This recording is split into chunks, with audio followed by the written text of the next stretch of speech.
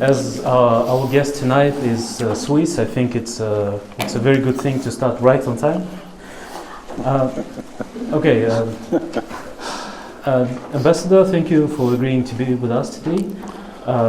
What's interesting is I'm always asking our guests, how should I refer to? Of course, Your Excellency is the most normal title that would be used, but in our case today, Ambassador said that he's here as a person today. He's more open to different questions. He wants to speak more freely. That's why he allowed us to call him Pierre, right?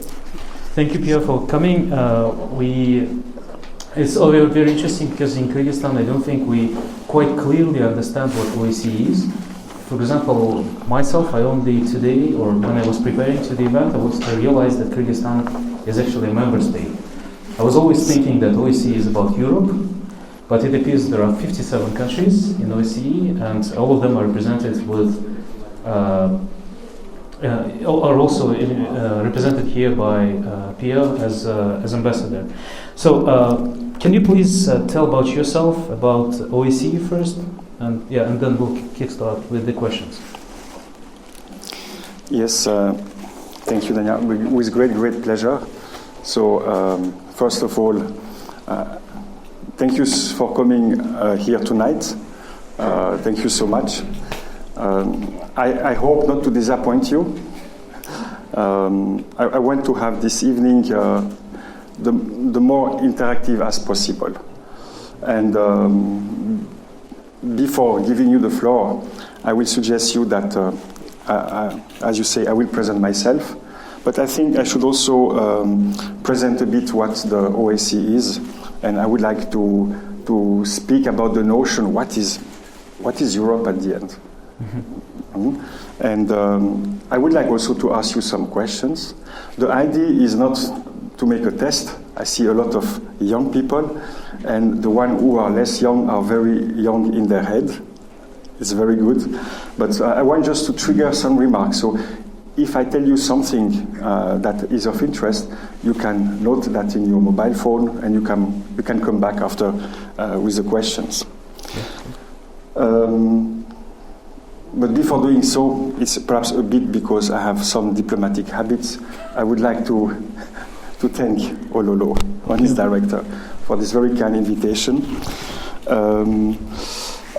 I want to congratulate Ololo for creating this platform.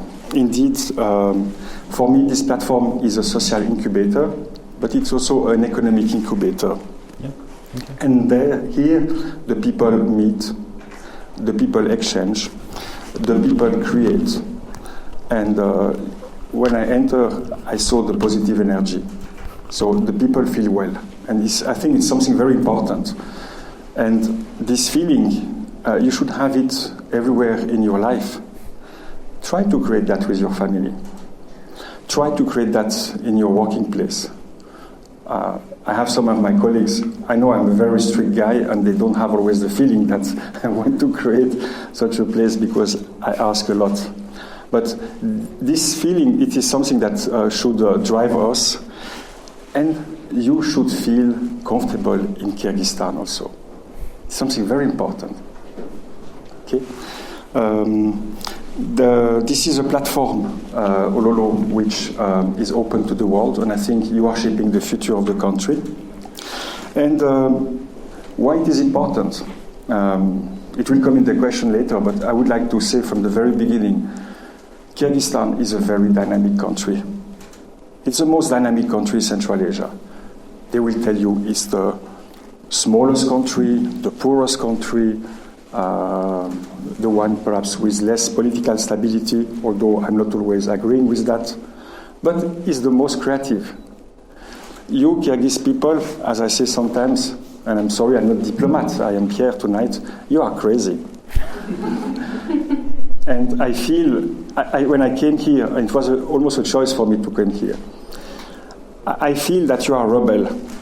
It's very difficult to educate the Kyrgyz, because when the Kyrgyz thinks about something, he will not abandon his idea. And it is exactly the same in Switzerland when you go to the Alps.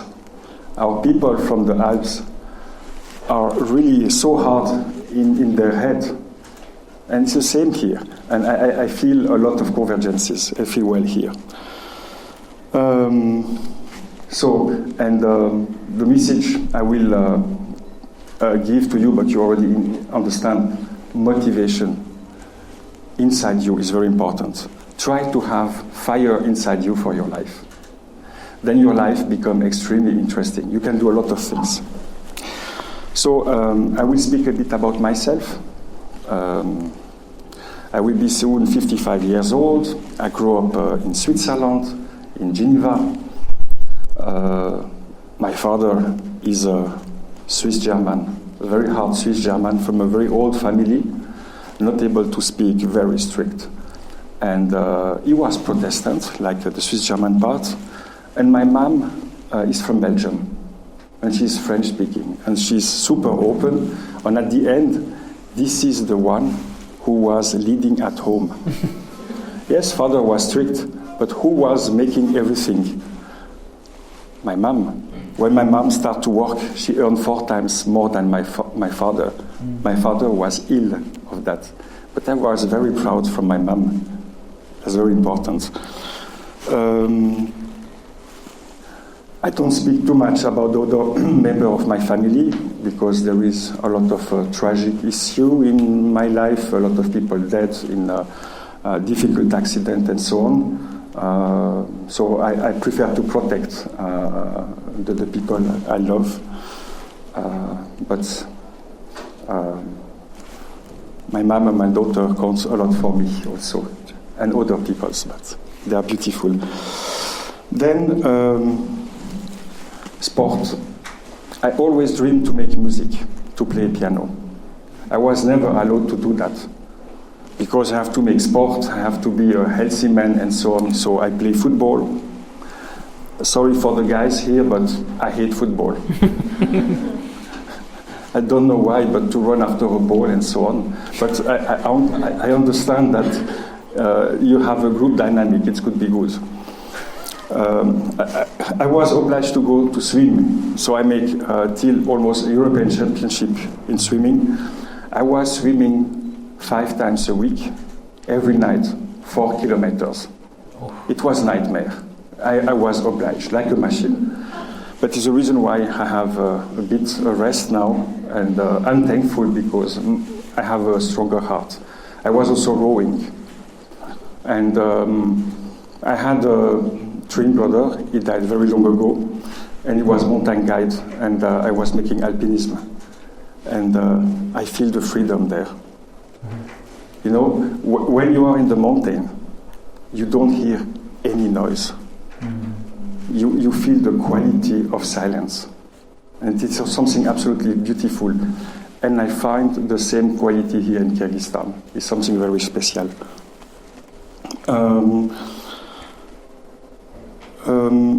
So my education, I went to school. I grew up in a very small village, in a very old house which was more than 600 years old. And I never thought that I would be in a city, because I saw only countryside. Then I came in a city when I was around 7, 8 years old, and it was difficult for me. And with 11 or 12, I discovered that heredity. And it was a time that we say, oh, the DNA double helix, the genes are responsible for that. And since that time, I say, I want to have genes in my hand. And I want to see how life, where it's coming from. Mm-hmm. We have the same kind of genome for the plants and for the human being. And this is absolutely fantastic, what's happened on Earth. It's the reason why I wanted to, I became a scientist. But I wanted also, I was very interested. It was the time so I'm born in 1965. The end of the war in Vietnam for me was a shock, because it is the first time I tried to start to read the newspaper, and you have those pictures of dead soldiers.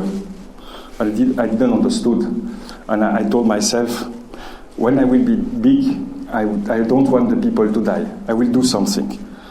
There were a lot of coup d'etat in Africa, regimes coming, and I say, I would like to do something one day there. And I wanted to study politics, political science. And I was saying myself, is it better to study genetics or political science?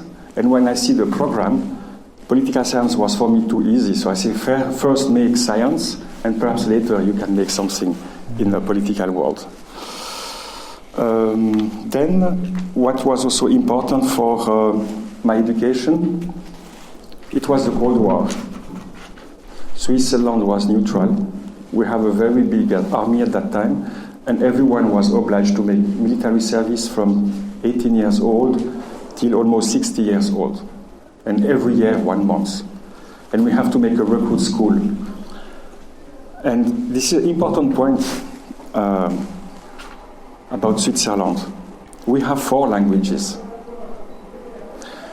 About 28% are speaking French, 7% are speaking Italian, 1.5–2% are speaking Eretto-Romanish, and the rest, they are Swiss-German. They are not German. It's a non-written language, and every city has its own language, and they don't understand themselves. So the Swiss-German, if they want to speak German, they have to learn German. People don't know that. It's very interesting. And I was such a bad guy that they saw me when I started the army, and they sent me to the other side of the country. Really. And it was difficult because you can imagine a school for new soldiers, 800 people, and only 3 speaking French. So it was, I didn't like it, but I was obliged to continue. They can tell you, okay, you are now a soldier, you are obliged to become under officer, NCO. And I say, in that case, if it was that or jail at that time. So I decided to continue, and I say I will become officer. And I discovered that there are very few professions that are very special. The first one is educator or teacher.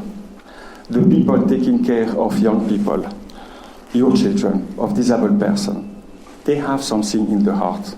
They have something special. Not everyone can stay in a classroom with 20, 30 young shouting everywhere. You must have fire, you must have a heart for that. It's very difficult, and I congratulate such people. The second one, those are paramedics, miedzestra. You can be a surgeon, you can be a doctor, you earn a lot of money. You are coming, you are cutting, patient is going away. But who take care from the one who is suffering in the night in the hospital, coming to take the hand, looking the people dying or going better?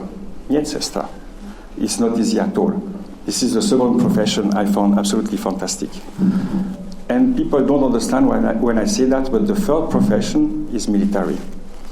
Because you know that you will die, or you can die. And the most difficult, you have to kill someone one day. It's part of your job. And even today, it's something which is annoying me. Do you have, as human being, the right to kill somebody else, even if the state decides to do so because you are in a war? You are an instrument to apply law enforcement. But if you do so, you have to be in a group, and the colleagues have to support themselves. And I discover, General Staff Colonel now, you have to be extremely human to be a military guy. To be an officer is not to shout on the people, it's to feel your people.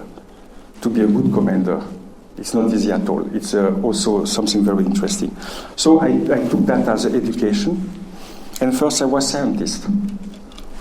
And I made my PhD at the Swiss Polytechnic University. It was the third best in fundamental research at that time.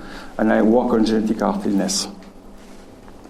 Then I become professional officer in general staff, which bring me to the negotiation of possible control regime for a new control regime for chemical weapons, but also for biological weapons. Because I wanted to bring something from the science. And to go in the army is also a tool to tell to the leadership, look, you can't do the war as you wish. You have to have strict, very strict rule to apply force. And it's brought me to multilateral negotiation on the confidence and security building measures in the military sphere, on disarmament. I made it with very high-level generals from 57 states, Russian, Americans, European, Turkish, Georgian, Armenian, etc., with success. And it opened me the door to become head of mission and to become ambassador. So I never thought I want to be a scientist. I never thought I want to be an officer. I never thought I want to be an ambassador. But that's life. You seize opportunities, and if you do things if you have fire in you, you can do a lot. And I would like to have, as I already said, days with 40 hours, week with 10 days, months with, why not also 10 weeks, and I would like to live 300-400 years. There is so much to do. There is so much to discover. It's so fantastic life. And I say it because it's a choice. I was to the point several times to pass away. And then I say it's beautiful. And if it is beautiful, live in it, and like a good apple, eat this apple. And it's how I see life. So it's about myself, and I promise you that I will speak a bit about the OSCE now, if you allow me. Mm-hmm.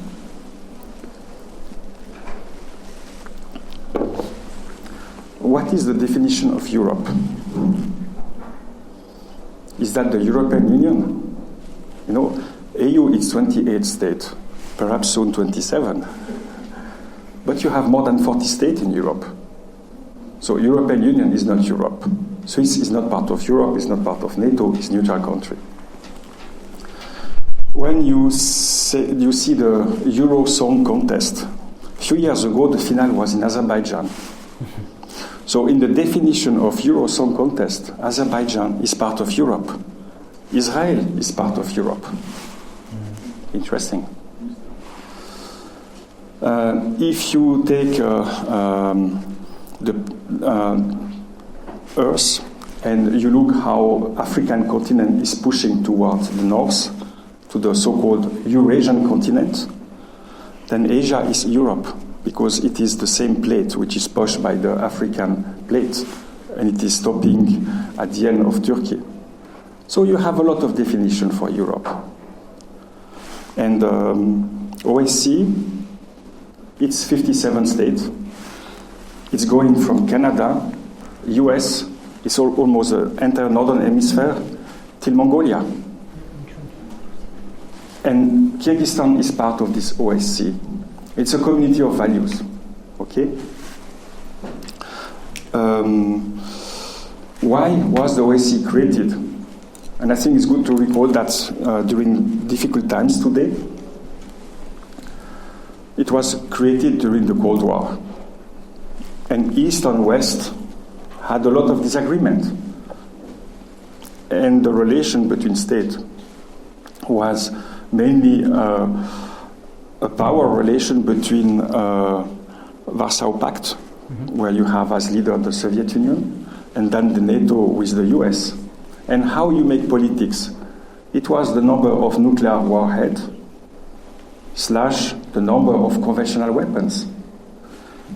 And one day they discover that it's perhaps too much and we have to regulate that. So they sit together on the table. And by sitting on the table, there was a deal.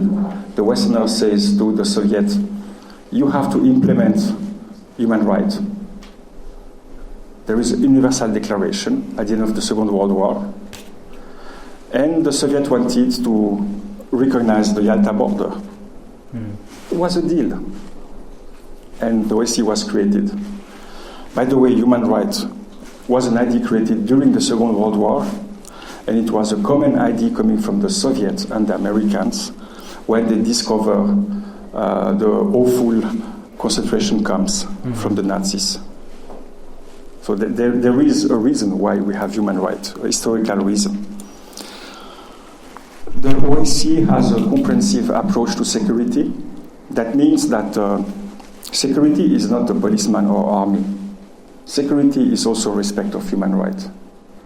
It's respect of rule of law.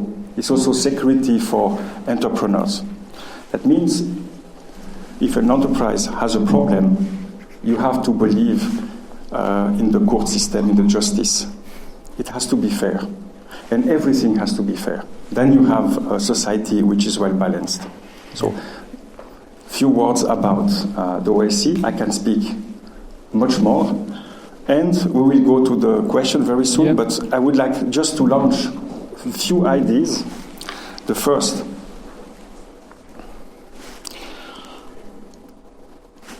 what are your wishes for the future? How do you see Kyrgyzstan in 20 years? The second, this is for Kyrgyzstan. But the question going directly with that, how you see Kyrgyzstan integrated in the world? Which place you will have in the world? That means how we look the world probably, how you will influence the rest of the world, which kind of alliance you would like to be part of. And then I'm interested to understand from you what are the future security challenges, what might be influence for big state. But we will come later in the discussion for that. So that's my introduction. Great, thank you. And thank you also for bringing this fact that human rights exist because of the concentration camps. It's very good. It's a very good reminder because just the day before yesterday, thank you. There was a bus in Bishkek announcing that driving in Bishkek announcing that nation is higher than human rights. So it's a very good reminder that really yes, human rights appeared because of as a reaction for the concentration camps of Nazis. So.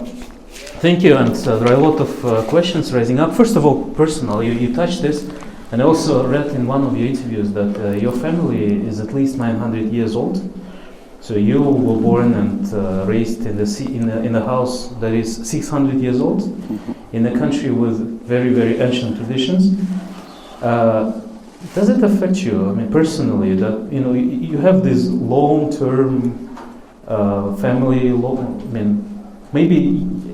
Also, because we don't know the history too far. We are not sure about the history that we learn in the schools and universities here. Maybe that's part of the reason why we are not looking too far ahead. Like you're asking 20 years from now, I don't think many of us realize what will happen to Kyrgyzstan in 2 years. So does it have personal impact on you? Yes, but I knew that only when I was 20 years old. We don't say that to our children before 20. And we don't have any more our castle and so on since today's generation.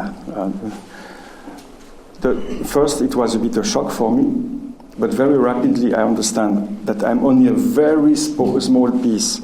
I'm part of a big wheel, the wheel of the life. You have the days going up, down, you have the seasons, you have the lives. And I think I'm the 49th generation. So I'm nothing. I'm part of a bigger things, and that's it. So for me, it was a theory of relativity that I have to swallow directly, and it was very important because I discovered I'm nothing. The second point, which was positive for me, it said, okay, everybody has roots. I know my root a bit. It's make you more comfortable. It's make you, perhaps I will not say more happy, but you take the life in a much more easy way, I think, when you know a bit your roots, and that's it. So it helps you both to be more modest, maybe, but at the same time more free? Yes, exactly that, exactly. Great, okay, thank you. So before coming to Kyrgyzstan, what were the options? Maybe there were other countries that you were considering. Why did you end up with Kyrgyzstan? What did you think of Kyrgyzstan before you came here? What were your expectations? Very good question. There is a personal point and there is a political point. I was working during 11 years at the Swiss mission to the OSCE. I'm rather a specialist in the hard security. arms control, disarmament, fight against terrorism, police cooperation, but I learned also economic development, human rights, and so on. And I was part also from the Swiss chairmanship 2014, when we have this awful war in east of Ukraine in Donbass, which is still continuing. And we created this special monitoring mission, but also some other mechanism. And OSCE has 57 participating states, as we say, 16 field missions. So it's very competitive to become head of mission, and it's very political, because the states are looking how many head of mission from America or US or China are in the UN system, in the OSCE system, who is the president or the deputy chair of nuclear agency in Vienna, who is by the NATO. So there is an equilibrium. It's like a big multilateral diplomacy. It's very complex, but at the same time, it's very simple.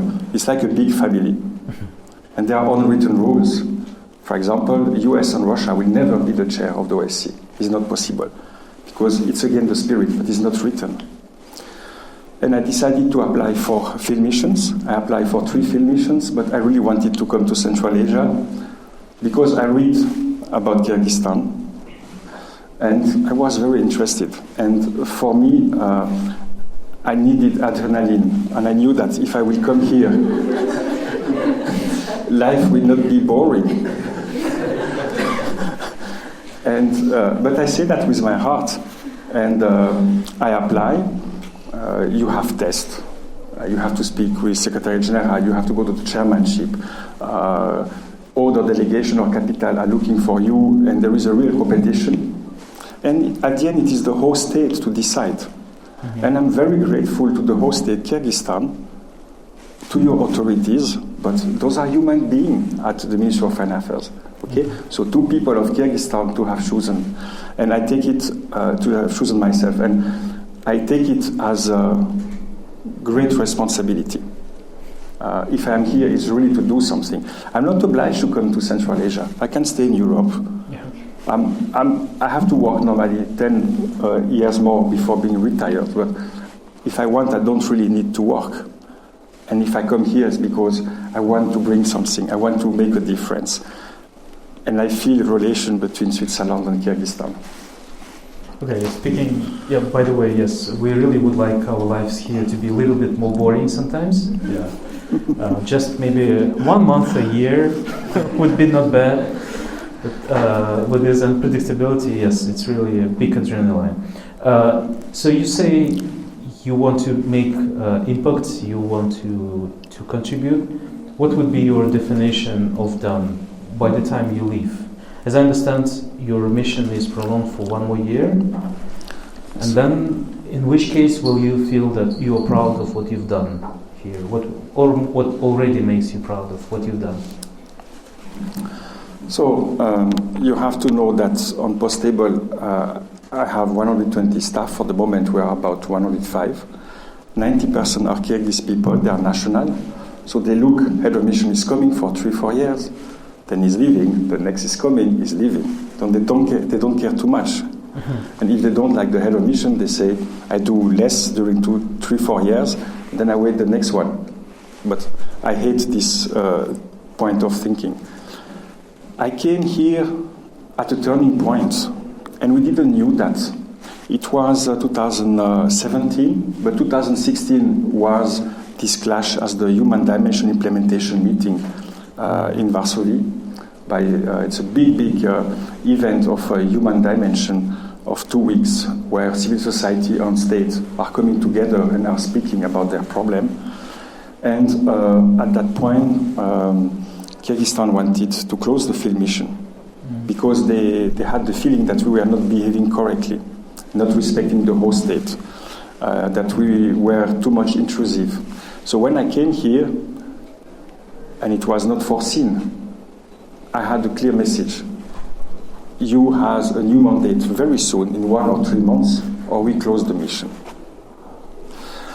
You remember that perhaps in 2017. And it was 2016-17, and it was a very difficult moment because I told myself, I'm not here to close the field mission. And if we close the one in Kyrgyzstan, which is really a country which starts to have democracy. What's happened with the other field mission in Central Asia? And the OSCE, where the states are respecting themselves, they have some rules, but the society has a role to play. And I was feeling very uncomfortable. And I can tell you, if you would have closed the mission, I will be probably partially ill and very sad till the end of my life. And I say now you take all your energy and you try to change the situation, which was very difficult. And to do that, I understand that there was a crisis of confidence. And I understand that I have to recreate confidence. And we negotiate a new mandate, which is absolutely excellent. I can do really a lot of things. We have a lot of partners. It's dynamic. And we recreate, we rewrote, we are rewriting the way how field missions are functioning.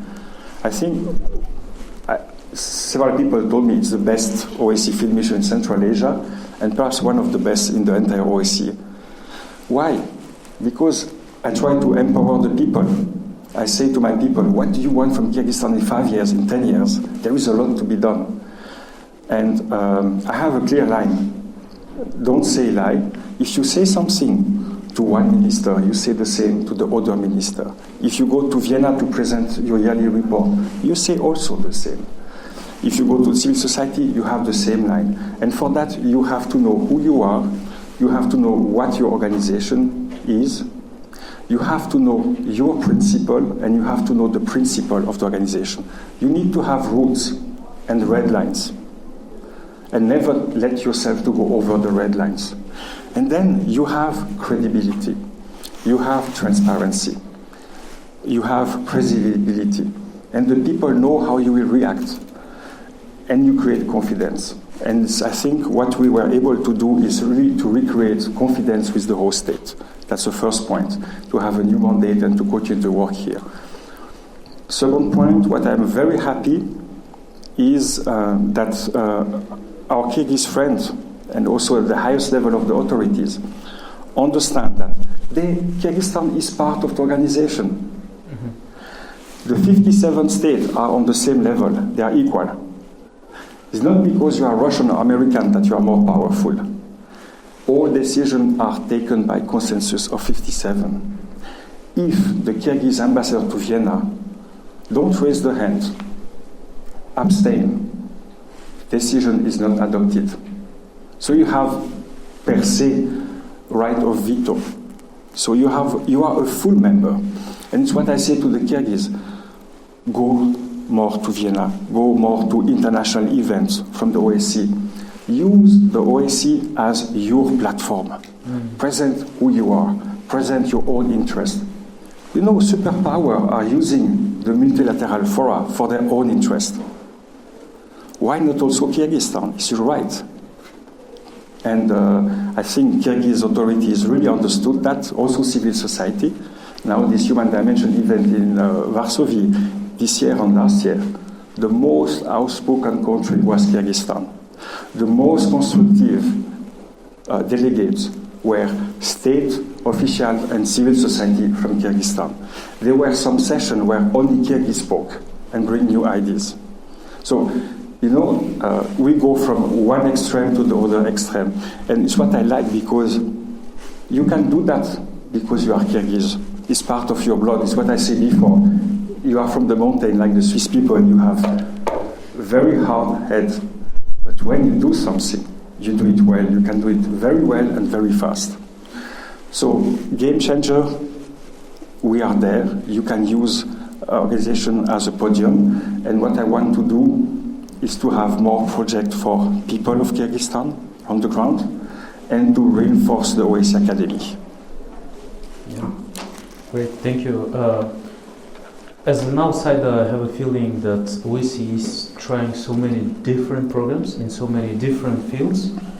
Like you have OSCE Academy, for example, in Bishkek, and I know there are students from Afghanistan, for example, there too.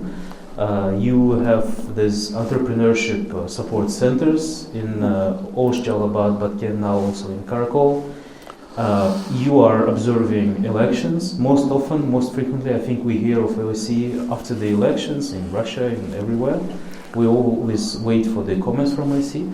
So you do so many different things, and generally, what unites them, I think, is that I kind of feel that they're quite creative because they're trying something new. Am I right to have this feeling that you're really trying to do untraditional things? Thank you for your question, which I take as a compliment for my team, because my team is creative. And I can tell you every week almost we have requests for doing something new. So it's very dynamic. Yes, you are right, but I am often criticized by other organizations or the headquarters of state. We are doing too much, and they are saying less is more. But what we are doing, it's really, I try to find where we have niche, where we can make the difference. What is good in the OSCE? It's a very, very cheap organization. The core budget is 138 million euro per year. That means 3 million per state per year, in average. There is supplementary budget for some project, for the mission in Ukraine. That means the entire organization is perhaps 250 million euro. It's nothing. With all the field mission we have, one UN peacekeeping mission costs 2 billion per year. So the entire work of the OSCE in the 57 state and the work of 16 field mission is 1/10 of the cost of one UN mission. The cost of the OSCE through the year is the price of one jet fighter. It's nothing. So it's a super efficient organization. And people don't know that. Look the budget of the EU. Those are billions. Okay? And why it is like this? Because budget is put under constraint, because there are a lot of tension east-west. You feel that in Vienna during the diplomatic negotiation. But what I say, if you don't have money, you have brain. And I say to my people, try to understand what you see. Try to feel what you want for the future. Try to understand the processes. And in the process, there is always one or two bottlenecks. Try to understand the problem and come with options as solutions. And if it is in our mandate, if we are almost the only one in this small market, then make the activity that suppress this bottleneck. And you can be very efficient. In Kyrgyzstan, a big project for us, 50,000 euro or 100,000, you can do a lot. But when I see some friendship fund, they don't give to entrepreneur less than $1 million. What are you doing with $1 million? It's much too much. I don't know. But if you give a salary of 1 year to an association, then they become themselves creative. You help them with expertise. They create something. Then you have buy-in. And the project belongs to them. And it's what I want to do. We have political norms, and I would like to have a link with the population. And I like to empower my people, and I like also to empower Kyrgyz people. Mm-hmm. And I think it's the reason of our success, and it's the reason why we are making so much activities, because we are requested to do so. Very important for me, when you make an activity, you create an expertise, a know-how, and then you try to go out from the activity and you give that to Kyrgyzstan. Mm-hmm. It's, at the end, what we are doing is not OSCE program. It is Kyrgyz program. It is for Kyrgyzstanis. It is for the country. Thank you for bringing this, because sometimes when you deal with international agencies, you have a feeling that they're more focused on the government, on the cooperation with the government, on making the government happy, not thinking maybe about how it will be reflected on the lives of real people in this country. So it's a great criteria. Thank you. My last question before I pass to the audience is maybe more general about what's going on in the world. There is a feeling that yes, OSCE was created to unite East and West, and its And we know that we live in a better world than we used to during the Cold War now. Yes. However, there are tendencies that countries are starting to build walls, like American president is building a concrete wall, not a cyber wall, but a wall like in the Middle Ages. Now we have the case of Brexit, and we understand there are issues with migration in Europe, and there's a feeling that countries are not getting closer, but there's less cooperation than there used to be. At the same time, we all have the threat of environment we all live, and this threat cannot be dealt with by one particular separate country. This should be addressed through cooperation. Do you have this feeling that there is less cooperation, and do you also share this? Do you also think that the threat of environment is growing?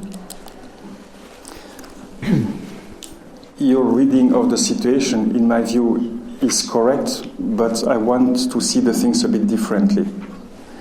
Because you have always to try to think what is positive. And it's what I say once to my team. I'm sorry to say that it's when you are in the big shit that you can really create something new. It's a very creative country, though. No. And so what you are saying is that we have more disorder worldwide. What you are saying is that the multilateral security architecture is put into danger. Yeah. Multilateralism is much less functioning. I fully agree with you. On the other hand, if you look at the statistic of wars, we have much less wars now than 30 years ago. There were all those proxy wars in Africa and South America and so on. So we are in a much more safer world. But we have so much information to the media that sometimes we might have the feeling to be overwhelmed with bad situation. So we have to balance that always. This is something which is important. Yes, war are built on for the moment, but I look always to opportunities. Ideal world is never existing. It's like for your life, like for your health. You never reach the perfection. There will be always a change. Could be the next second, could be a lot of changes in the next day. So if you have a stable situation, it's just for a while, a small while. World will always change. The environment in which you are will always change. You have to adapt. So when you say now we reach a very good stage where we have freedom and so on, don't close your eyes, because new things are coming. Things are influencing you without that you know. So you will never be in the same stage all the time. So you have always to adapt. Okay? What we have in the world now, we have a lot of energy, but also bad energy. And it's what I say to my team. Sometimes you can have friction and so on. The most important is to feel and to have some leaders that are able to cap this energy and let's go together toward the same goal. First, try to have a good goal, not a bad one. The most important is to cap this energy to make something positive. The world today, at the level of the nation on multilateralism, is no more able to keep this energy and to go in a direction. That's the problem we have. There is a crisis of existence of multilateralism. And I invite all of you in your daily life at your level to try to understand that where you have the energy, to take it and to make it positive. Okay, thank you. Questions?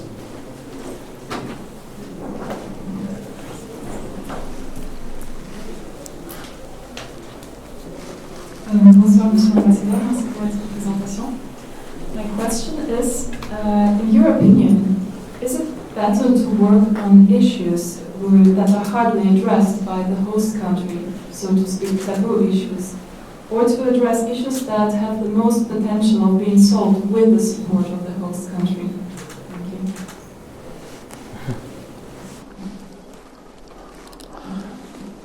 you. There was a French scientist Lavoisier who say all is in all and reciprocally.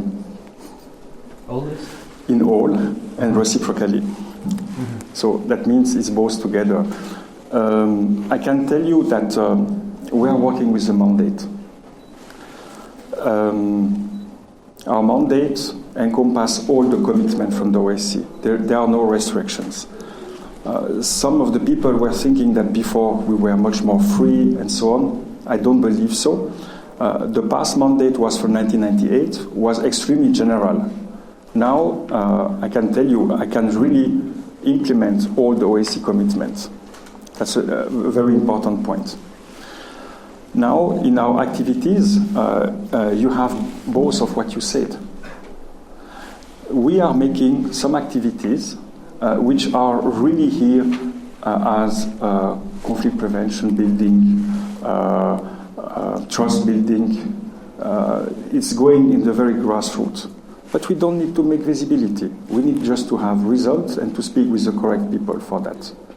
Then we have other activities which are more known by wide public. It's the biggest part of our activities. And here I would like to say something. I'm very thankful for our mandate. Because if you are from another international organization like the UN, you have to prepare a 5-year plan. You have to negotiate it with the parliament. If you are from other big organization or state and you have a big project, you have to negotiate that and sometimes to go to the parliament. I don't need that. I have the consultative mechanism and I'm requested to adapt at any moment. So what makes the difference for the OSCE is our capacity to be reactive. And we can very rapidly change a bit the course of a project, or we can say we can change and create a new one. So your question, we are making both of them. Well, thank you. Questions? Yeah. Okay. So, hello, my name is Arena. Thank you so much for information. So basically, you OSCE works on in different fields. So my question is, in what field you focus more here in Kyrgyzstan? What do you think which field is more challenging than the others? And where do you think our government should focus on as well? Thank you.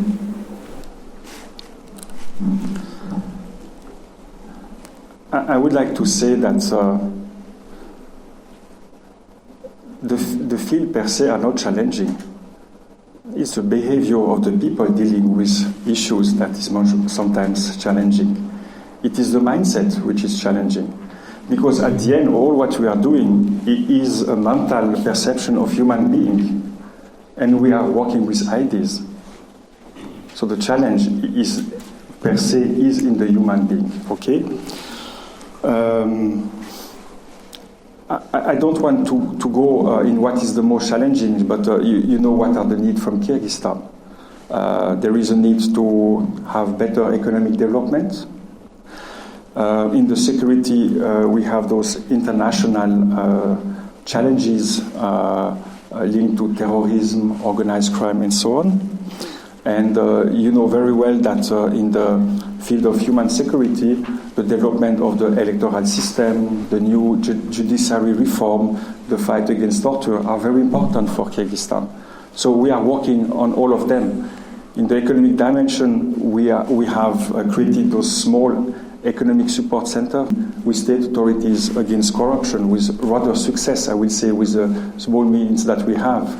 So if you want to know a bit more, for the moment, we are discussing and we are defining our activities for the next year. Preventing radicalization and violent extremism, something very important, is requested from the highest level of the whole state, but I feel that also in this discussion with the people, they are afraid about it, so we have to make a soft and sometimes a hard approach, but the law enforcement is not done by the OSCE, it's never done. What we can do is security through cooperation, That means we look where you have best practices in other OSCE states, you exchange, and it is up to the Kyrgyz to know what is the best for them and how they can tackle the best the issues. We are looking also to to further develop a service-oriented law enforcement system in Kyrgyzstan. We are doing that since very long. Youth development and to develop the capacities of young people as a tool for promoting peace and security is something which is very important for us. We believe that empowering young people, it's creating a good future. And believe me, it's not because you reach perhaps in some fields only few young people every year. Could be 15 in one field, could be 3,000 in another one, that you don't change something in the society. If you bring something which is correct, where the people are believing, you are bringing a new idea, okay? And things can change. What is important also in the security field, there are a lot of international agreements, non-proliferation, biological weapon convention, and so on. It's very important for me that Kyrgyzstan knows what are the most important, and then they decide which one they would like to implement. Because every year you can go to the UN or to other security agencies and say, now we are implementing this point and this point. And every year Kyrgyzstan is scoring better. And if you do a national action plan, if you answer to the question asked by, you fulfill international standards, then you have always more stability. So it's also part of our job. In economic and environmental developments, I think we are supporting the open government partnership.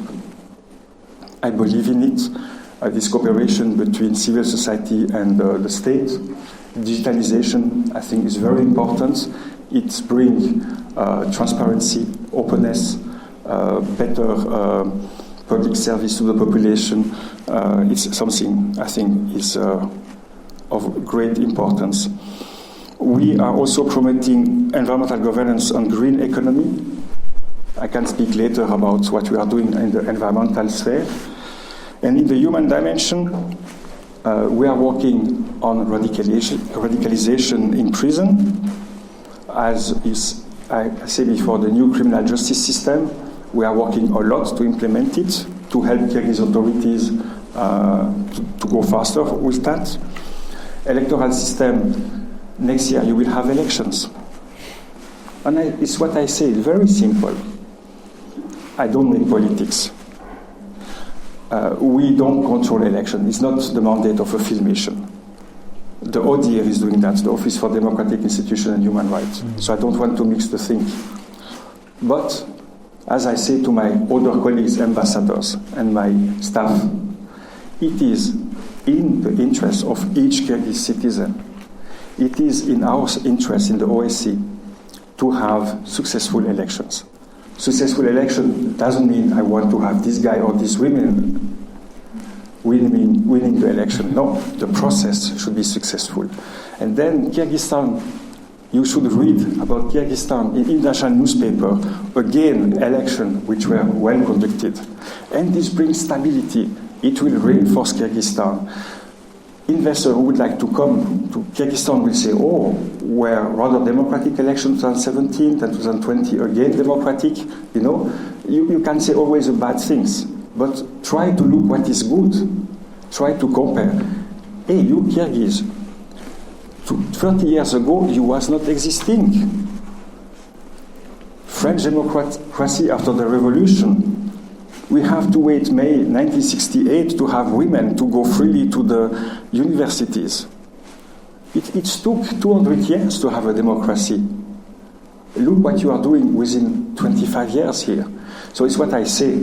Don't look always at which level you are, but look the trend. And if I tell you what is the trend in Hungary or in Poland nowadays, it's going more democratic? I will say no. In Hungary, the trend is going down. So we have to see what is positive and we have to build on what we can do. What we are also doing, it is promoting interconfessional dialogue and tolerance. We were the first one really trying to have the religious leader. Today we have this yearly conference with all the religious leaders. I was there. I opened the event. I spoke with religious leader. It is something fantastic what you are doing in Kyrgyzstan. We are requested to work more on migration. For Kyrgyz people, migration is seen as a richness. You go abroad, you earn a lot of money. But there are a lot of human disaster there. You have people taken in hostage by criminal groups. You have Kyrgyz citizens going I don't know where, are not finding any job and are not able to come anymore during 1 year or 2 years back to Kyrgyzstan. There are much more personal drama, and we have to work on that. And we can't work by every single person, but we can work on the normative level and to bind Kyrgyzstan with other authorities in order to have a better comprehension of the problem and to come with global solutions. So we are strong by doing that. And we are promoting economic, cultural and social rights. For example, persons with disabilities, it's a UN convention. UN didn't push, my office pushed. My brother was invalid during years. I was living with trisomic person. Is what I say here, or persons with disabilities, they are not human beings. I hear that sometimes, even by high-level officials. Myself, I can go out of this room and have a heart attack and then have a brain problem, or my legs are no more functioning. You can go on the street and you have the next stroke, which is rolling on you, and you have no more legs. You are invalid. We are all very next. We are lucky to have health to be here today. Everyone can become one day invalid, and all person that can't work anymore, it's a kind also of invalidity. So it's part of our destiny. So I say that because I know a bit what it is, and it's a call, be human with everyone. So it's part of our activities, and you see what I say about invalid person with disabilities, also for the electoral system. We do that also because I decided to do more. That's it. And it's bringing Kyrgyz people together. Good evening. I'm Daniar. Thanks for giving an interesting speech. I have two questions. Yes. First is that what was the most important or significant project which has done by OSCE in Kyrgyzstan in the last 2 years? Okay. And the second question is actually the question of my friend who couldn't come to this meeting. How do you see the strategy of the Central Asian countries in the relation with EU? Okay. That's difficult to speak about our successes because we have so much. Maybe your favorite good project, things. personally. The one that you proud of, like be the part of during your missions, or. You know, if I ask my staff, almost all of them will be very proud from 2-3 projects they are doing, and they are doing that with a lot of commitment. So if I say something now and I forget, then they will not be happy, and I don't want my staff to be unhappy. It's so difficult, you know, but there is so much things we are doing. One of the things I like, because those are international commitments which were adopted at the UN already long ago, but also at the OSCE, is empowerment of women. Those 30, why not 50, but 30% quota for the women in parliament and local parliament. It is something we have been working a lot. And behind that, there is a lot of activities that bring women together and the leadership to think we have to do more and to change. When I came here, I made everything to create the Kyrgyz Women Association in security sector. Mm-hmm. Women can do a lot here. We are empowering parliamentarian women. We are doing that also with the youth network. And I think the 30% quota for local parliament, and with the two results we have, one in the East-Equal region with 42% and the other one is about 30%, is the super example that it is functioning. So I'm very proud of this one. This is one of the very good projects. What do you want to the union? Because I'm not from the EU and I want to be sure to answer correctly. Actually, this is a question of my friend.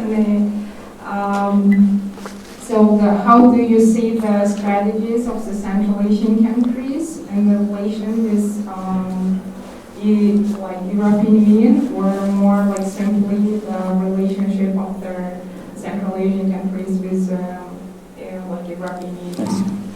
Okay. In your question, you bring a very interesting element. It is Central Asian strategy. And the more I am here, the more I understand that Central Asia is a patchwork. I understand already when Kazakhstan had the chairmanship of the OSCE 2010, and there was a summit at the end, the first summit after 1999 in Astana. And there you was able to demonstrate that Kyrgyzstan is a country of its own, Tajikistan, Kazakhstan, and you are not following always what Russian Federation is saying. And you know, our diplomat in Vienna, in the Western world, don't see this plurality in Central Asia. You have a real plurality in Central Asia. So this is the first point. Every country is extremely different. Secondly, if you want to have a critical mass, I think you need about 100 million of people, which will never be the case of Kyrgyzstan. And for me, I'm dreaming to have Central Asian states and citizens cooperating much more together. But it's difficult. You have divergences. You have strong heads, and sometimes you don't want to change your mind. And for me, nowadays, if Central Asia will become a bit more aware from its potential, you can become a regional player much more than what you are. If you are always operating alone, then you will be under the influence of this power or that power. But if you are a group of states, you can better impose your rights outside. So I wish in the future that there is a better Central Asian cooperation. I don't want to dictate at all but what the authorities have to do, but look at a bit integration of Europe. Those three very small countries of the Benelux, during the Second World War, they say we want to do something together. And they say they create the Benelux with almost the same tax system, common road inspection, same system for universities, already just after the Second World War. And it was the embryo of European Union. So here, why not to create a youth parliament with, I don't want to say 2 or 3 of your neighbors, you know, a virtual youth parliament where you have some young people of Kyrgyzstan, Uzbekistan, Tajikistan, Kazakhstan, thinking and making a resolution for a common resolution in the future. A very small example. So you should be more present. So there is no strategy of Central Asia toward Europe, but there is a strategy of Europe towards Central Asia. And Europe is soft power, really. They are not making strong power here. Strong power is made by other one. And I feel that Europe wants to bring its plurality. Each country developed differently. Each country came into European Union in another date. Each country has other interests. But there are a lot of solutions. There are a lot of problems, but there are a lot of solutions. And I think the European Union would like to have a cooperation with Kyrgyzstan and other Central Asian states in order to, not to sell, but to present how they try to integrate. What are the success? There are not only success, there are a lot of disappointment also. But we have to speak openly about it. And it will help Kyrgyzstan and Central Asia to be stronger, I think. Good evening, everybody. Good evening, Pierre. Environmental protection is a big topic nowadays and also is a big concern worldwide. One of the dimensions of the OSCE work is economic environmental dimension. Yes. And I wanted to ask you if you could single out the project, actually, if you could single out the achievements of this dimension, and maybe expand on the work of that you do in cooperation with the Aarhus Convention here in Kyrgyzstan. That would be very interesting to hear. Thank you. So, we don't have a big budget, but we can have ideas. What we are doing in environmental dimension, since very long, we are making we are looking on environmental safety due uranium tailing. What you say also, we are promoting the Aarhus Convention, and then we start now to work much more on disaster risk reduction. So we are not there to solve the problem of the waste of Bishkek. The problem of air pollution in Bishkek is not for the OSCE. In the south, you know the problem with uranium.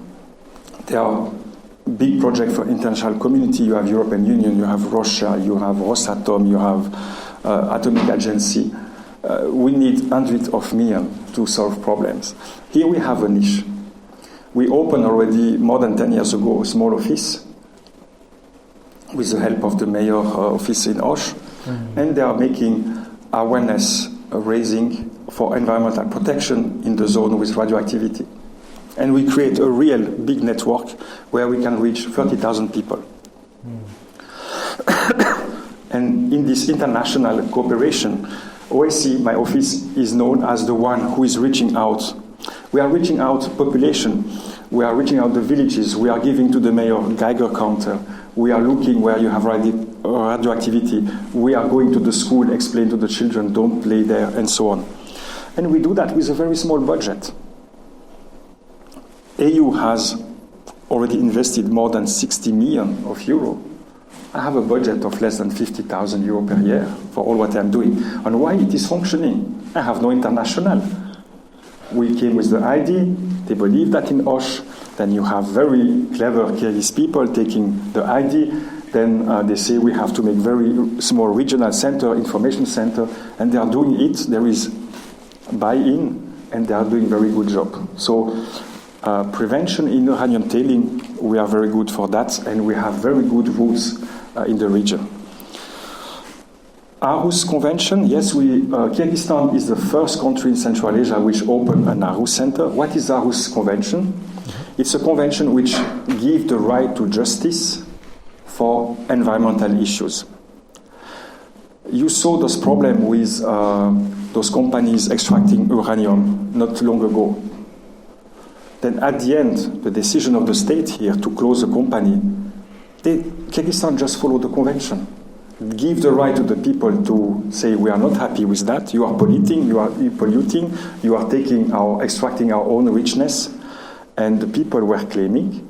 And at the end, the convention was applied, and Kyrgyzstan can be very proud of that.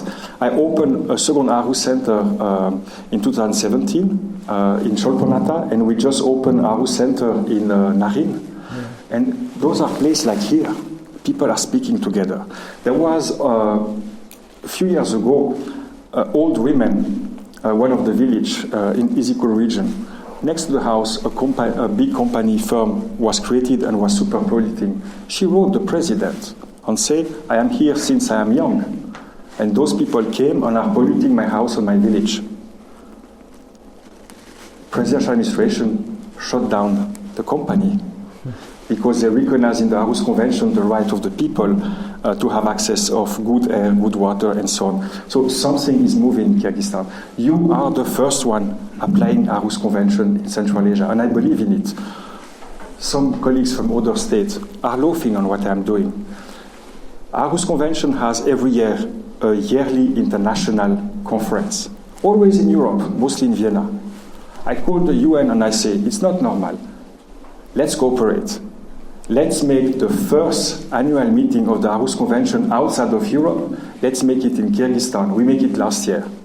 It was a huge success, a huge success. We were able to sell to more than 50 states and hundreds of participants the beauty of Izikul, the Kyrgyz spirit, and it's for the first time that the convention came outside of Europe. So what the OSCE can do also, small idea, and you sell Kyrgyzstan. When was it? It was last year. Wow. In summer last year. So it's also one of the small success, but you put high visibility. And now all the people dealing with the convention knows about Kyrgyzstan. Remember, they have that not only on the paper, they have the picture. They have the picture of Isikule, they have the energy, because there's special energy.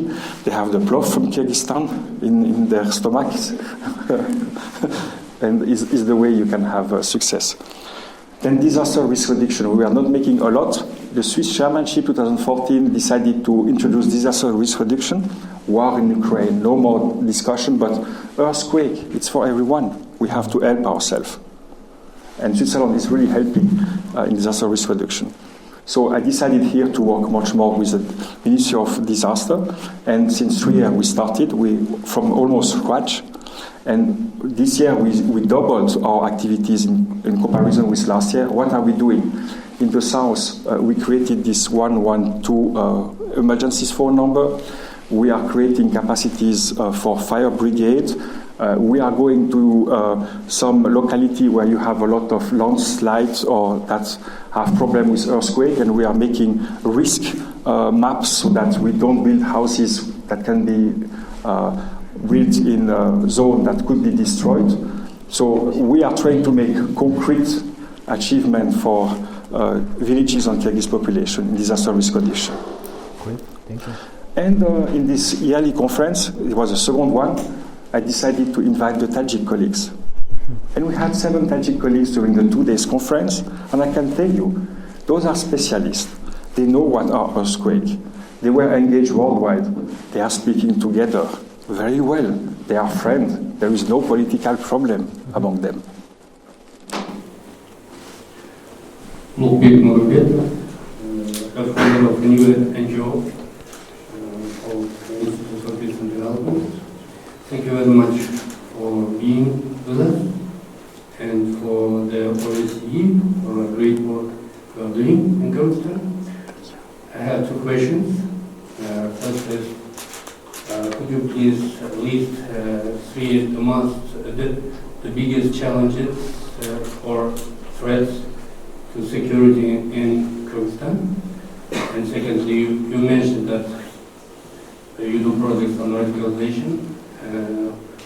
In your opinion, what are the most effective ways, methods, or approaches in countering radicalization? Thank you.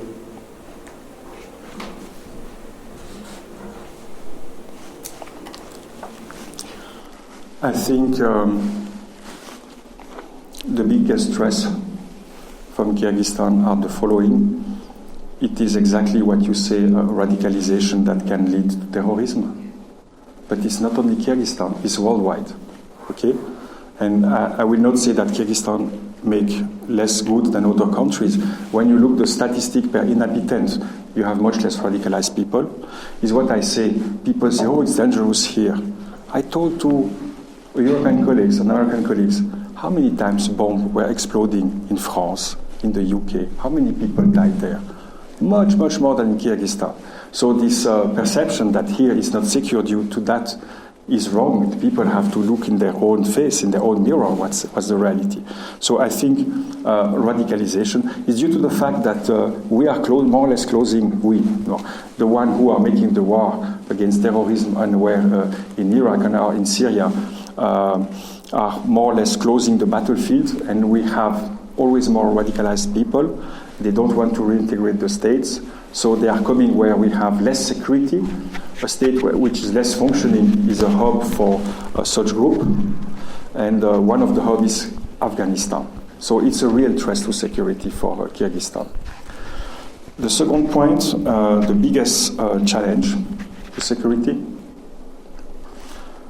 I will be very frank, and I say that with my heart, because there are also societal reasons, there are secular reasons. It's corruption. And it is corruption. And it is corruption. I know that the authorities try to do a lot. You are doing well, but it is something where you need to change the mind. You need to make a job on that. And it will take 1 or 2 or 3 generations, I think. But I hope you will go fast enough and you will make a lot of babies so that the generation will come much more shorter and there will be less corruption. I think it's a real problem because what we want at the end, we want to have stability.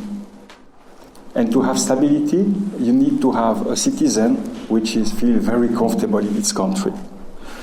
And to be very comfortable in the country, you need to have well-functioning institutions. You need to have heating at school.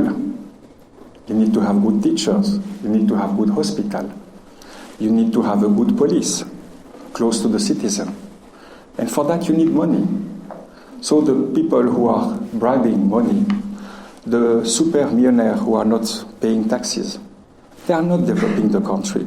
And at the end, everyone is losing, even the multimillionaire, because you need to develop. And the day you will develop, richness will be more spread out, but you will create also more richness for everyone. So it's very simple. It's a win situation for everyone, from the poor to the rich. And I will say it is also a principle that is very important. We want to give a good future to our children. So it's just an invitation, but I know that there is a lot of effort going on in Kyrgyzstan. Please change your mind towards corruption and one day be very clear and say to small bribes already no. And if you can say no one day, the second day, and so on, it will be always better. And for that, I believe also in digitalization could be a very good tool against corruption. The effective ways to address radicalization. Yes, I'm sorry, I didn't answer. There is not one way. It's a multi-sectorial approach. It's a comprehensive approach.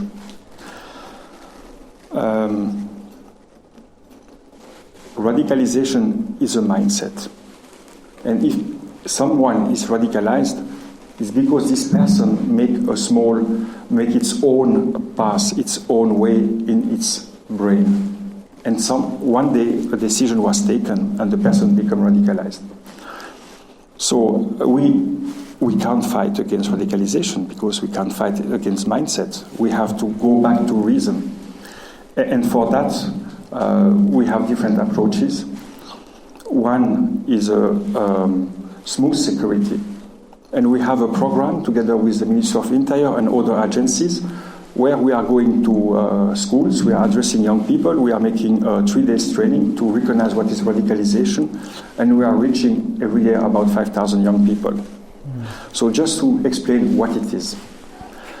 I think the inter-religious dialogue that you are creating in Kyrgyzstan, it's also a fantastic tool against radicalization. Because when you see religious leaders speaking together, then you have a good example that religion are hand in hand. It's very often radicalization is also misused by religion. Then you have hard issues. And hard security issues is to give to the state the capacities to recognize in advance, or when you have radicalized people coming here, to have the good solution in prison for the return of foreign terrorist fighters, or to have the good set of law to implement them. So there is a lot of activities in all the fields of the society to fight against radicalization. But first, I think it is a question of mentality and a question of discussion among the people. Thank you. One last question from audience, and then here please. Okay, let's do 2 more. Yeah, here please.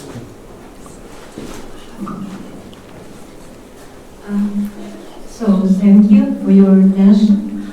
I think that there are many things that influence somehow project implementation, even your organization as well. You know, we were given this brochure and I was studying it while I was waiting for you. And I noticed that you have a project with the Customs Service of Kyrgyz Republic. Maybe you heard already, because there was a very big investigation by Radio Azatlik about corruption at the Customs Service of Kyrgyz can you study and can it influence in any way project implementation if you find it useful? Because they found very many effects of mismanagement, of corruption, and all these things. So please.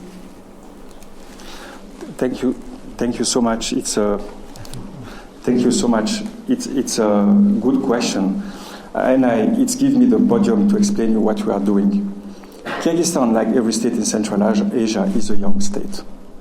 You joined Eurasian Economic Union not long ago, but before you was not part. And you have China as a big state next to you, but you want to sell also things perhaps to Russia, Kazakhstan. You have goods coming from Turkey, and one of the dreams of Kyrgyzstan is to export to Europe. So it's very complex. It's not easy to be in Kyrgyzstan. Due to the geography, you are landlocked, and you have all those components around. So what are you doing? One of the very important components is that if the goods and the people have to travel, they have to go through a border. And the border has two missions. The first one is to protect, which is border guard, and the second one is to facilitate trade. These customs. So what we were doing, we were building capacities to the State Customs Service, and we built a training center, and we created together, by training also Afghan custom officer, more than 130 modules. And in Kyrgyzstan, they decided to do more, and there are almost 200 modules by the custom training centers. And what you have as quality here, you have a canine center. You have probably the best dog worldwide to sniff money, to sniff drug, and so on. And second, you have by the custom a capacity to investigate radiation. And almost no custom center in the world can do that. So what I have done when I came, I say, we make all those things. Kyrgyzs are working with that. Let's create an added value. We call the World Custom Organization. Can you make please an audit from the training center? And not long ago, the training center was recognized by the World Custom Organization as one of the top regional centers worldwide. And we are creating those capacity. Now they have an analysis group also we created, because you need to have more analysis, which goods are going out, are coming in Kyrgyzstan, what are the project of prospect of economic development. And we are giving the tool to have a very modern, competitive customs center and custom officer in order to facilitate the trade in the future. So it's the role what we are doing. We don't deal with what you are saying about. It is not an OSCE in our mandate. It is up to the host state to deal with that. But what we are giving is creating expertise and putting Kyrgyzstan as a renowned country on the regional and the world level. Thank you. The last question.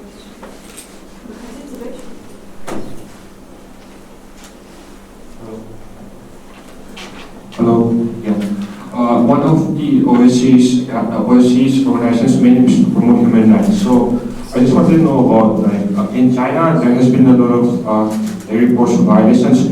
What can organizations like OSCE do to help the people who are persecuted in China? China is not a participating state of the OSCE, neither a partner for cooperation. So we are not working with China. That's the answer. But what the OSCE is doing, we are always more requested to work with other organizations. Okay? And we started to look how we can better cooperate with SICA, with Shanghai Cooperation Organization, and it is done at the level of the headquarters. And it is up to the leader of those organizations, secretary generals, but also the political leadership to know what they want to do. But we don't have any project in China.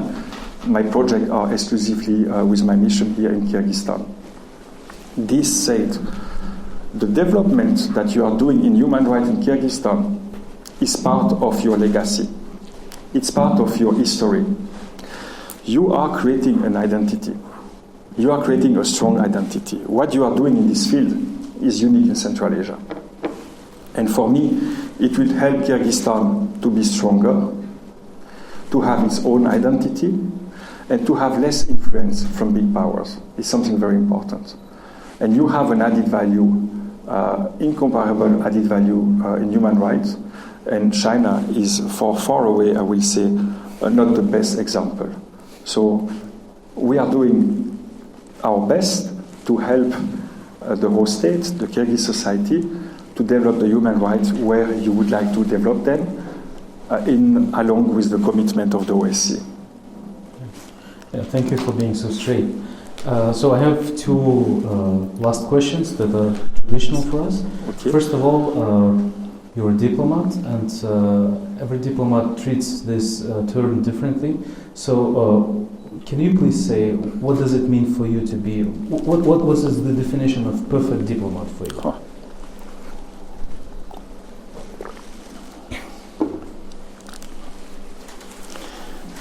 It's a test. It's just, we want to learn from you. A diplomat is to be multifaceted. Okay? You have to have a comprehensive understanding of what you are doing. You have to learn to know a lot of things. But I try to be very short. First, for me, a diplomat is someone who can recognize opportunities. Mm-hmm. You have to look where the challenges are. But you have to look also what you can create. Diplomacy, at the end, it is also building bridge between countries. I'm not a diplomat from Switzerland. I'm not in an embassy. I'm a diplomat and I represent an international organization. So the approach is rather different. It's not the same. Multilateral diplomacy is much more complex, much more sensitive. You know, I have a mandate, but my mandate has to be adopted by 57 states. And people, not only in Vienna, in Moscow, in Ankara, in Washington, in Brussels, in Nur Sultan, are looking what I am doing, are looking what we are doing. So it's something very complex, multilateral diplomacy.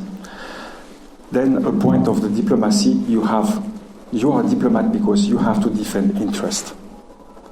And the interest I have to defend, I will not say it is OSCE against Kyrgyzstan. Hand to hand, we are cooperating together in order to implement the commitment. Those are our common interests, our common values. It's what we are doing. My interests are the Kyrgyz interests to implement those very good commitment of the OSCE for more stability and more peace. So I think it's the second quality of diplomat. Third, you have to be very respectful. To be diplomat, I think, is to create confidence, to create trust. For sure, you have big countries, you can have a diplomat coming and imposing their view, because they have the force behind. I'm from a very small country. We never had any colonies. The OSCE is an organization with almost no money. But what we have is the brain, and what we have also, I think what is important for us, is to create the respect. So to be diplomat is to be very respectful towards not only the host state authorities, but towards each and single citizen, if possible. So it's part also of the role of diplomacy. Yeah, great, and I think there is a connection between seeing opportunities and being respectful. Mm-hmm. If you're disrespectful, you cannot see opportunities, yes. Right? So thank you for this. And one last additional question is, can you please name the 3 books that had the biggest impact on you in your life? The first one is a very simple book, but it took me time to understand that, is Le Petit Prince, the Small Prince, from Antoine de Saint-Exupéry. It's absolutely fantastic. It's absolutely fantastic. A second one, which I don't understand very much, but I'm a scientist and I was making a lot of mathematics, is the relativity of Einstein. Mm-hmm. Because what is very powerful is that through an equation, you are able to count forces. Okay, like Boltzmann, who was able with a very simple equation to write what is the movement of the planet. It is someone who, with his brain, is able to put into a mathematical formula what planets having millions of tons turning on a piece of paper. And this is, I think, what humankind can do. This is this very, very strong force, and to put into paper and to develop with the mind things that can't be explained. I think it is it's very important. And one book I liked very much. It was in French, L'insoutenable légèreté de l'aide. It's from Kundera. This is about the lightness of a human being. And this book is not light at all. It's a very, very deep book. And it is written in link with the end of the Cold War, how the people were oppressed and so on. And it's a book which moved me a lot. So it's Unbearable Lightness of Being, right? Yes. This one, okay, great. Thank you. I know you're not very public. I know you're not trying to do a lot of PR, so I appreciate that you're here today. And thank you for being Pierre, not Your Excellency. And it was, I think, clear for everyone that you were very, very open and very personal, and saying a lot of private things, and being real human. And your optimism is quite contaminating. Thank you. We need more of this, especially these days. You know, sometimes it seems that it's getting darker. So thank you for reminding us of the importance of finding opportunities, seeing opportunities in whatever is happening today. And also speaking about the Central Asian cooperation, I believe that from the worldwide perspective, yes, we should not be operating as just separate countries. Yes, we should find our common strategies. And also thank you for speaking about emotions. You were saying many times today the word fantastic. I'm not hearing this word very often nowadays in Russian and English and whatever language. And I hope we'll have, yes, like you said, more happy life in Kyrgyzstan, which is the most important thing in the end. And I hope we'll have long enough life here to, you know, as you said, 1 or 3 generations. I hope we'll have long enough life to see this country without corruption. Yeah. We have a present for you. Thank you for being here with us. And just as a small reminder for you for the future, yeah, this hoodie, just like the one I'm wearing, it bears our name, and I hope to see you in this hoodie one day. Thank you so much, because I was looking at you. And I was looking and say, it's a very nice one. I would like to have one. So I have one. We have also a present for you. You are not obliged to wear them, but we have OSCE cap. Then we have, you know, OSCE is since 20 years in beautiful Kyrgyz Republic. And we decided to make something a bit Kyrgyz, and with the color of the OSCE, where you can put where and you want. And it's a patchwork, like you said. Yes, yeah, it's and what I say, nas propaganda. Thank you, thank you. And last but not least, my staff wanted to distribute also 3. Small present for the best questions, but you know, it's not to me to know what are the best questions. I want to be very neutral, and I don't know how to define what are the best questions, because they were all very good. So maybe Daniar can help. Yeah, I like the first question very much. Yes, yes, you was opening the floor also. Thank you so much. I think it was very important. Also a question about radicalization, I think. Yes. Mm-hmm. And I think it's the most important topic for us tonight. Nowadays, the Raim Million, and thanks for reminding about this. Please. I would like to say that you have been very sweet with me. You didn't ask too much political questions. But I would be able to answer all of them, but you understand that I will not come into a political discussion. But there are always solutions. And Kyrgyzstan, I think, has a great future. Really, I believe it. Because you have, once again, this energy, this character. And I wish you a bright future. Thank you. The sun in your life, the sun in your heart. And thank you so much for inviting me tonight. Thank you. A bag and some, fantastic. And some stickers. Some diplomatic stickers. letters. Okay. Thank you. It was a big pleasure.